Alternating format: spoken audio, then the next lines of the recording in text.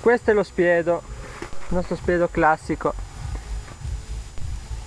Ci abbiamo messo pecora oggi e ci stiamo facendo questo spuntino insieme tra amici. Beh, beh, beh, beh. Beh, cos'è tutto questo casino, eh?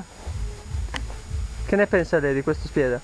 Cosa vuoi che ne pensi? Io sono vegetariano, penso che si veda, no? Si vede? Si vede? No. Si vede? Si vede? Cos'è questo odore, eh? Cos'è questo odore,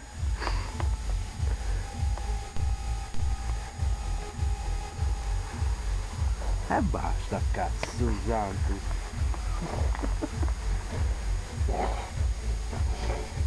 Da noi si usa un'usanza proprio storica, quando si è in tre e c'è uno spiedo così, scattarrare sulla prima fetta di carne, quando si mangia, si proprio scattarra, lo chiamiamo lo spiedo scattarri, perché si fa questa mangangia grossa, si prende da qui, fa il bollo, te lo tiri su e poi si scattarra sullo spiedo, tutti assieme. È un'usanza che si usa, capito?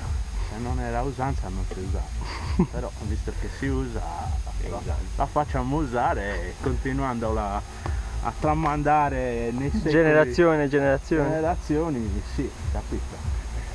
Poi noi sappiamo anche scattarrare bene. Mi faccia vedere. No, è una nostra specialità. No, perché queste cose in telecamera non sono molto educate, capito? Bravo! Bravo! Bravo!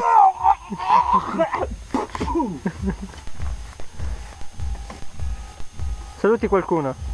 Saluto tutti quelli che mi conoscono, come si dice nelle migliori trasmissioni TV, Italia 1, Canale 5.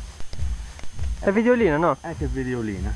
A videolina si dice beh, saluto tutti quelli che mi conoscono. Bim, vai, vai. Dai, basta, cazzo. Ciao! Ciao, ciao. No, Come si sente oggi lei? Un primo piano a costoro.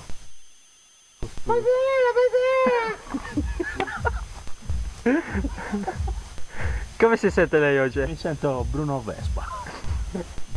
Buonasera, sono Bruno Vespa. Benvenuti tanti auguri per Natale. Guarda quel video.